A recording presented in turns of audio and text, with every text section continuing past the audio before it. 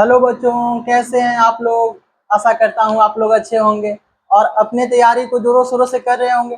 बच्चों, जो आज की क्लास है ये कोई आप लोगों को सिलेबस के बारे में डिस्कस नहीं करने वाले। आज आप लोगों को जो विज्ञान है, जो साइंस है, जिससे लेकर बच्चे लोग के माइंड में बहुत सारे कंफ्यूजन क्रिएट होता है। बहुत सारे माइंड में प्रश्न उठते हैं, आखिर कौन से चैप्टर पढ़े, कौन सा चैप्टर नहीं पढ़े।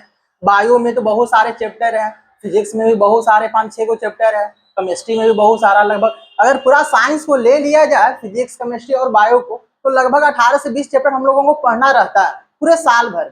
अभी तो एग्जाम के लेकर लगभग 2-3 महीना बचा हुआ है आप लोगों के पास।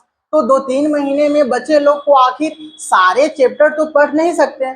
तो उन लोगों के लिए ये वीडियो और बहुत ज्यादा अच्छा होने वाला है। जो बच्चा पहले से पढ़ाई किया हुआ है थोड़ा सा, उसको थोड़ा सा अगर मान लेते हैं बिल्डअप देने की जरूरत है, अगर थोड़ा सा अगर मान लेते हैं तो अगर रिवीजन करने की जरूरत है, या कोई बच्चा अगर मान लेते हैं विज्ञान को उतना अच्छे से पकड़ नहीं बनाया, तो अगर वो बच्चा भी चाहता है तो विज्ञान का जो 80 मार्क्स का एग्जाम होता है, तो 80 मार्क्स में मेरा नंबर जो है वो 60+ है, तो वो कैसे आएगा।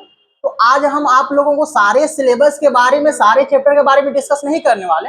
आज आप लोगों को वही सारे चैप्टर के बारे में बताएंगे जो चैप्टर बिहार बोर्ड के लिए बहुत ही बहुत ज्यादा इंपॉर्टेंट होता है, और उसी से हर साल बहुत ज्यादा मात्रा में क्वेश्चन पूछता है भर भर के। तो आप बात करते हैं, तो आखिर जो विज्ञान है, तो विज्ञान का फिजिक्स के बारे में बात करते हैं पहले। तो फिजिक्स को अगर हम बात करें तो फिजिक्स में लगभग फिजिक्स, केमिस्ट्री, बायो तो लेकर ये तीनों सब्जेक्ट को मिलाकर लगभग 80 मार्क्स का एग्जाम होता है। लेकिन हम लोगों को क्वेश्चन मिलता है कितना नंबर का, 160 नंबर का।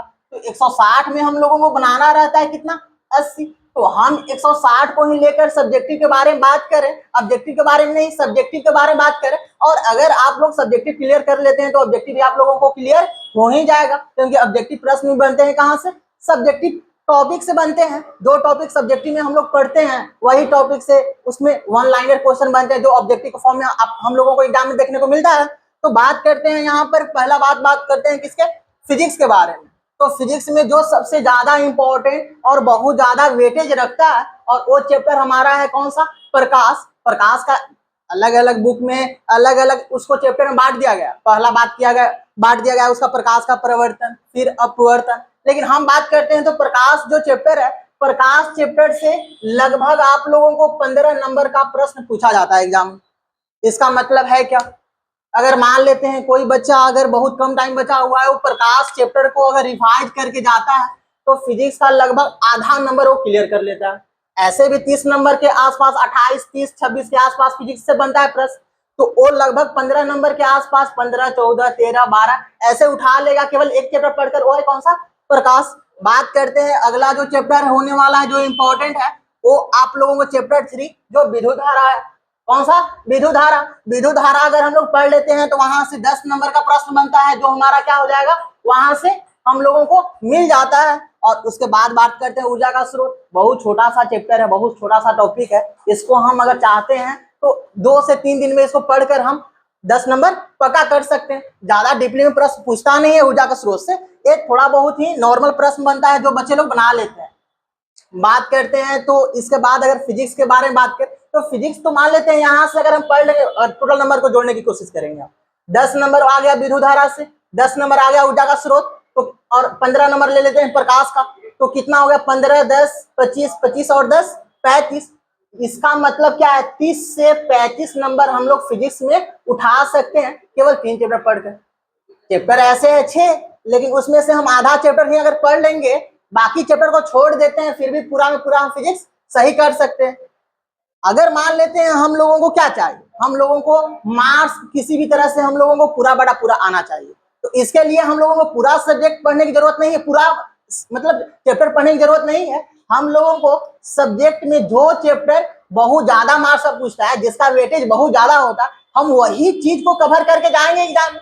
क्योंकि मेरे पास उतना समय बचा नहीं है हम लोगों के पास, तो कम समय में हम लोगों को आखिर ऐसा क्या करें ताकि हम लोगों को बहुत अधिक मात्रा में हम लोग अपने एग्जाम को लेकर, अपने अच्छे मार्क्स को लेकर प्रिपेयर हो सके। तो वो सारा फिजिक्स का ये 3 चैप्टर आप लोगों के लिए है। अगर आप लोग इसमें से 3 चैप्टर को अगर यहाँ पर क्लियर करके जाते हैं, प्रैक्टिस करके रिवीजन करके जाते हैं और इसमें से बहुत सारे ऑब्जेक्टिव क्वेश्चन लगाकर चले जाते हैं। ऐसे तो हम यहाँ पर आप लोगों को कोशिश करेंगे तो सारे सब्जेक्ट का ऐसे ही वीडियो लेकर आने के लिए, और उसमें आप लोगों को हम बताएंगे। तो आखिर ऐसे मान लेते हैं मैथ में बच्चा लोगों को बहुत ज्यादा डर लगता है, तो मैथ में आगे कौन कौन सा चैप्टर पढ़े। मैथ में तो 15 चैप्टर है, 16 चैप्टर है उसमें, तो 16 चैप्टर क्या जरूरी है क्या? नहीं, 16 चैप्टर पढ़ना जरूरी नहीं है। वहां पर आप लोगों को हम लगभग 5-6 चैप्टर बताएंगे, उसको अगर आप लोग पढ़ लेते हैं तो आप लोग मैथ में 90 प्लस लेकर आ सकते हैं। वहां पर 3 महीना के अंदर में, 2 महीना के अंदर में बच्चे लोग रिवाइज करके लेकर आया है यहाँ पर। तो यहाँ पर हम बात करते हैं फिजिक्स का, तो फिजिक्स में अगर आप लोग 3 चैप्टर पढ़ लेते हैं तो आप लोग यहाँ से 30 से 35 नंबर आप लोग प्राप्त कर सकते हैं। इसके बाद बात करते हैं हम केमिस्ट्री का, तो केमिस्ट्री में बात करते हैं तो इसका जो चैप्टर नंबर 2 है, जो अम्ल, भस्म और लवण, इसको अम्ल, क्षार और लवण भी बोलते हैं, तो इस चैप्टर से आप लोगों को केमिस्ट्री का सबसे ज्यादा नंबर का प्रश्न पूछा जाता है। कितना? आधा केमिस्ट्री। जैसे फिजिक्स में बात करें प्रकाश आधा फिजिक्स का नंबर है, वैसे ही केमिस्ट्री में जो अम्ल, क्षार और लवण होता है वो आधा केमिस्ट्री का नंबर देता है। 15-17 नंबर, कभी कभी 20 नंबर भी पूछ लेता है। तो इसका मतलब क्या है? तो इस चैप्टर को हम लोगों को कभी भी मिस नहीं करना होगा। इस चैप्टर को पकड़ बनाना होगा, रिवीजन करना होगा, क्वेश्चन प्रैक्टिस करके जाना होगा इस चैप्टर का, ताकि हम लोग आधा नंबर कम से कम केमिस्ट्री में ला सके केवल एक चैप्टर पढ़ के। इसके बाद बात करते हैं धातु और अधातु।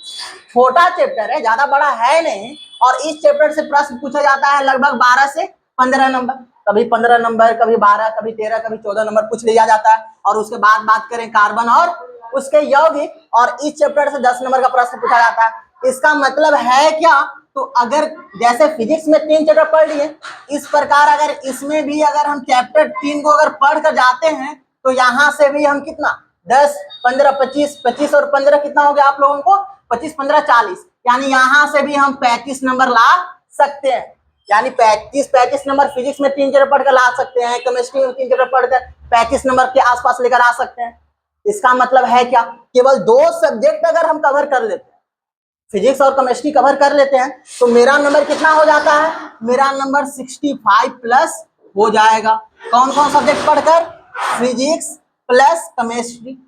अगर कोई बच्चा फिजिक्स और केमिस्ट्री पढ़कर जाता है तो वो 65 प्लस नंबर ला सकता है 80 में। किसी बच्चा का बायो कमजोर अगर होगा, फिर भी उसके लिए भी हम यहाँ पर लेकर आए हैं। बायो में अगर कोई बच्चा जैव प्रक्रम का 3 टॉपिक पढ़ लेता है, कौन कौन?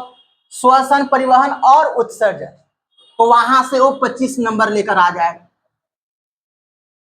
अगर किसी बच्चा को मान लेते हैं उत्सर्जन समझ में नहीं आया, उत्सर्जन तो छोटा सा चैप्टर है, यहाँ पर उत्सर्जन अगर पढ़ लेता है और श्वसन पढ़ लेता है, परिवहन मान लेते हैं बड़ा, तो परिवहन को छोड़कर श्वसन और उत्सर्जन अगर पढ़ ले तो ये 2 टॉपिक पढ़कर वहां पर लेकर आ जाएगा 15 नंबर। इसका मतलब है क्या? तो केवल 15 यहां से लेकर आ जाएगा केवल जैव प्रक्रम का 2 टॉपिक पढ़कर, और यहां से 65, 80 नंबर लेकर आएगा पूरा। और अगर जनन पढ़ लेता है साथ में, जनन जो है वो बायो का चैप्टर कौन सा है? 6 है, और जनन अगर पढ़ लेता है वहां से 10 नंबर पूछे जाते हैं। इस प्रकार अगर कोई बच्चा का बायो कमजोर हो, अगर किसी बच्चा का बायो अगर मजबूत रहेगा तो वहां से वो 35 नंबर लेकर आ जाएगा। केमिस्ट्री अगर कमजोर होगा तो इसके साथ भी मिलाकर अगर 2 सब्जेक्ट अगर जिसका स्ट्रॉन्ग है वो 65 प्लस 70 नंबर भी लेकर आ सकता है। इसका मतलब आप लोगों के पास ऑप्शन है। तो आखिर मेरा आप लोग अपने अपने अकॉर्डिंग, जैसे मान लेते हैं सारे बच्चा का कैपेसिटी एक जैसा होता नहीं है, सारे का मेमोरी पावर एक जैसा होता नहीं है। कोई कोई बच्चा का फिजिक्स अच्छा रहता है तो किसी का केमिस्ट्री अच्छा होता है, तो किसी का बायो अच्छा होता है।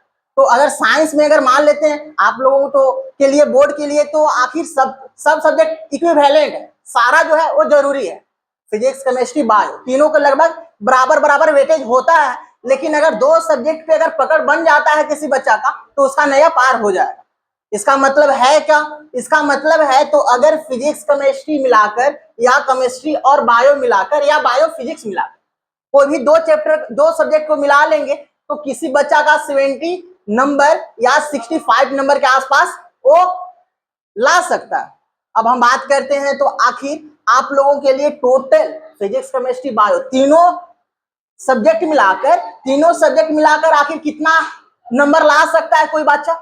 तीनों सब्जेक्ट मिलाकर अगर आप लोगों को 160 नंबर का एग्जाम होता है, जिसमें 80 नंबर लाना रहता है।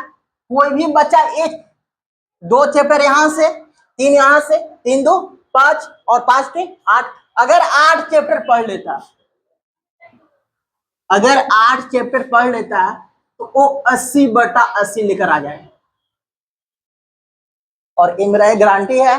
और ये वीडियो जो हम बना रहे हैं तो बहुत सालों का एनालिसिस करके बना रहे हैं, पिछले 10 12 15 साल का एनालिसिस करके हम बना रहे हैं। और ये कोई झूठा या दिखावा करने के लिए कोई वीडियो है नहीं। ये वीडियो जो है ये आप लोगों के लिए इसलिए बनाया जा रहा है ताकि कोई बच्चा कम समय में 2 महीना 3 महीना में भी अगर विज्ञान को अगर पूरा बटा पूरा नंबर प्राप्त करना चाहता है तो केवल वो 8 चैप्टर पढ़ ले और 8 चैप्टर पढ़कर पूरा विज्ञान को कवर कर सकता है। इसका मतलब है क्या, पूरा सिलेबस अगर किसी का नहीं भी खत्म हुआ होगा, कोचिंग में क्लास में कहीं पे पढ़ रहा होगा तो अभी से ही लग जाए ये चैप्टर को कवर करने में, प्रैक्टिस करने में, क्वेश्चन बनाने में। और हम गारंटी देते हैं तो आप लोगों को एग्जाम में एक भी क्वेश्चन नहीं छूटेगा। तो मिलते हैं अगले वीडियो में, और वो वीडियो इससे भी अच्छा होने वाला है, और वो वीडियो होगा गणित का, और गणित में बहुत सारे बच्चे को डर लगता है। तब तक गुड बाय, टेक केयर, आप लोग अच्छे से पढ़ाई करते रहिएगा।